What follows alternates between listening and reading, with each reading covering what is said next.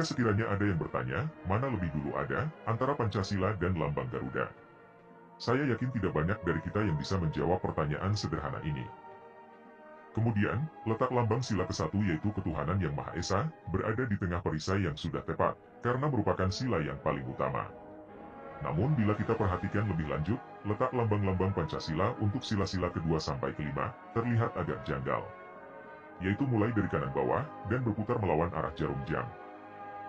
Biasanya, bila kita ingin menggambarkan sesuatu dalam sebuah lingkaran, kita akan melakukannya sesuai arah jarum jam. Apakah kejanggalan itu mempunyai makna tertentu yang tersembunyi?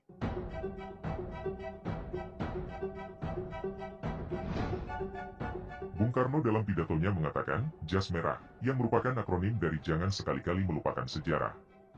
Rupanya, beliau terinspirasi dari perkataan Abraham Lincoln, yakni one cannot escape history. Kitab suci agama sendiri, sebagai pedoman hidup umat manusia, sepertiga bagiannya berisi tentang kisah dan sejarah umat-umat terdahulu, agar kita dapat mengambil pelajaran darinya. Sekarang kita mulai kepada pertanyaan, mana yang lebih dulu ada, Pancasila ataukah lambang Garuda? A.G. Pringgodigdo dalam bukunya yang berjudul Sekitar Pancasila menyebutkan, bahwa rancangan lambang negara karya Sultan Hamid II, diresmikan pemakaiannya dalam sidang Kabinet RIS pada tanggal 11 Februari 1950. Namun ketika itu, Sultan Hamid II tidak menamai rancangan lambang negara yang dibuatnya itu dengan sebutan Garuda, melainkan dengan sebutan Elang Rajawali, di mana gambar bentuk kepala Elang Rajawali rancangannya itu masih gundul, dan tidak berjambul seperti bentuk lambang Garuda yang sekarang ini. Presiden Soekarno kemudian memperkenalkan lambang negara itu untuk pertama kalinya itu kepada halayak umum di Hotel Des Indes Jakarta pada 15 Februari 1950, setelah terlebih dulu penamaannya diganti oleh Muhammad Yamin menjadi Garuda.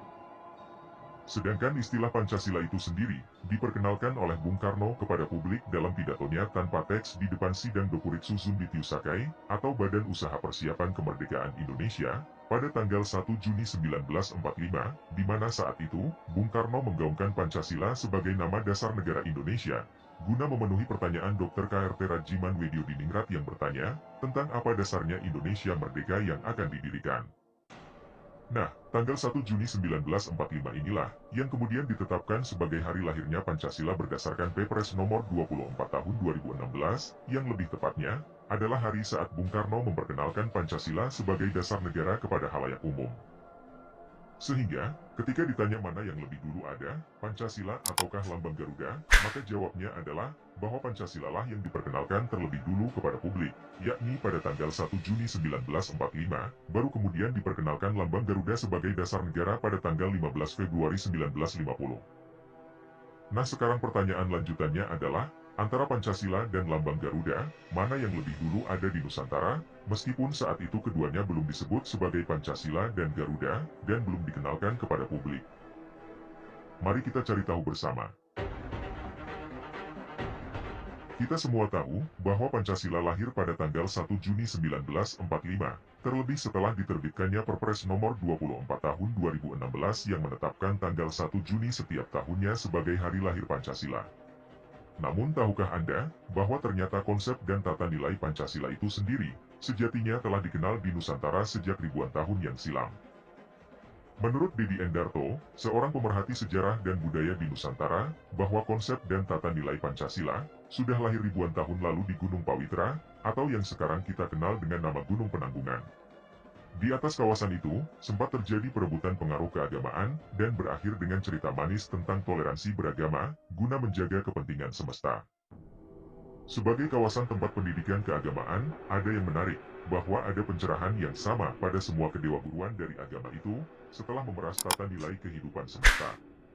Rupanya, semuanya merujuk pada tata nilai yang sama, sekalipun berbeda bahasa, untuk digunakan sebagai tata cara atau panduan hidup. Di Gunung Perwara Bekel yang dikenal sebagai Arya Kasaiwan dalam agama Hindu, mereka menyebutnya sebagai Pancawira Dharma. Di Gunung Perwara Saraklopo yang dikenal sebagai Arya Kareshan dalam agama Kejawen, mereka menyebutnya sebagai Pancakowara. Di Gunung Perwara Kemuncuk yang dikenal sebagai Arya Kasugatan dalam agama Buddha, mereka menyebutnya sebagai Pancasila Buddha. Di Gunung Perwara Gajah Mungkur yang dikenal sebagai Arya Kabuyutan dalam pemujaan kepada leluhur, mereka menyebutnya sebagai Pancamukti Wibawa.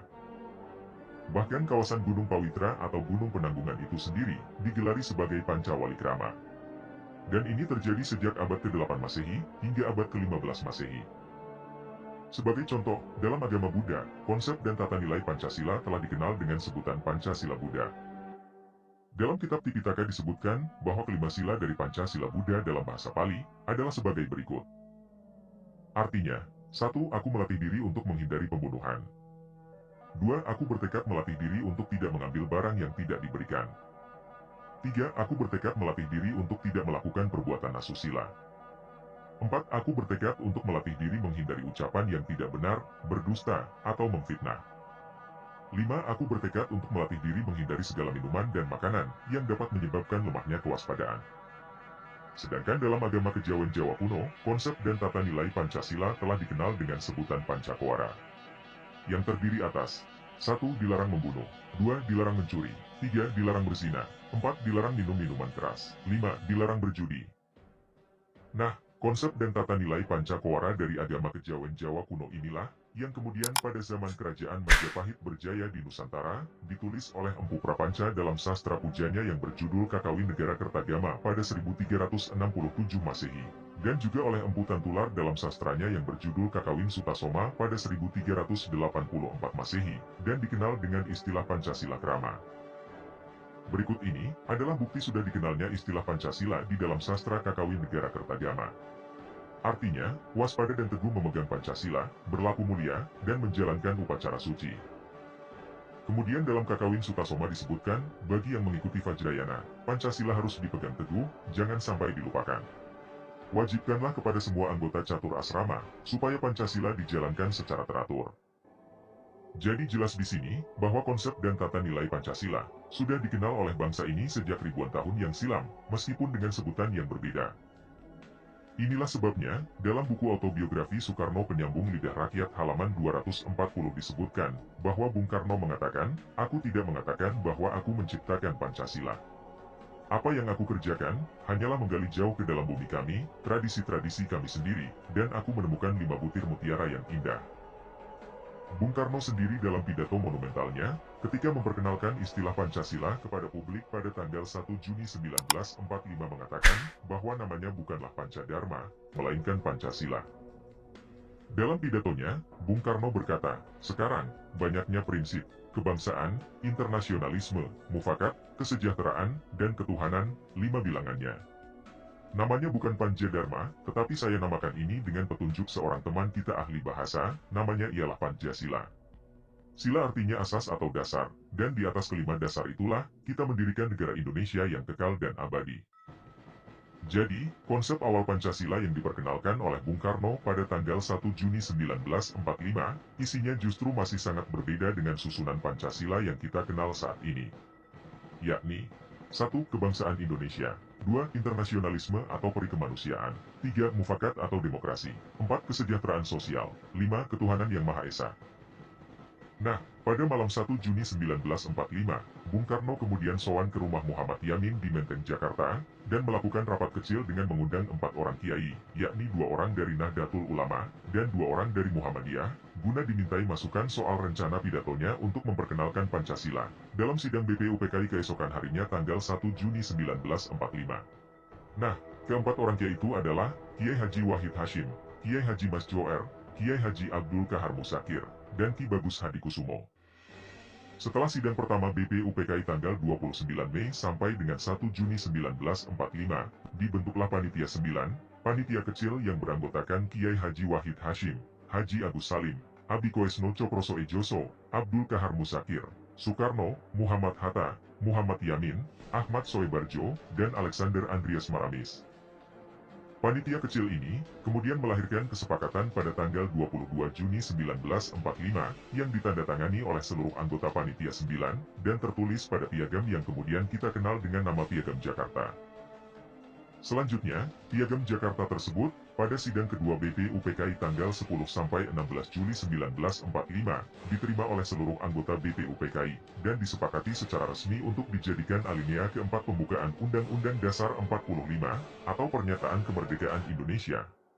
Dan di dalam isi Piagam Jakarta 22 Juni 1945 tersebut, terdapat perubahan rumusan Pancasila sebagai berikut. 1. Ketuhanan dengan kewajiban menjalankan syariat Islam bagi pemeluk-pemeluknya. 2. Kemanusiaan yang adil dan beradab. 3. Persatuan Indonesia.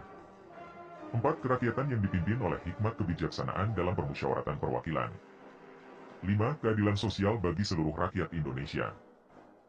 Dan akhirnya, setelah melalui proses perumusan ulang yang cukup panjang, pidato lahirnya Pancasila 1 Juni 1945 tersebut, kemudian dituangkan secara resmi ke dalam pembukaan UUD 45 alinea 4, dengan susunan sebagai berikut.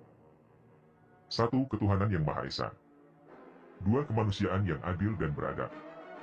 3. Persatuan Indonesia.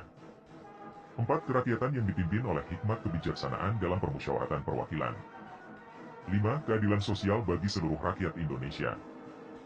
Lalu, bagaimana dengan lambang Garuda? Apakah ia juga telah dikenal di Nusantara sejak ribuan tahun yang silam? Mari kita cari tahu lagi bersama. Lambang Garuda ternyata juga bukan merupakan bentukan baru.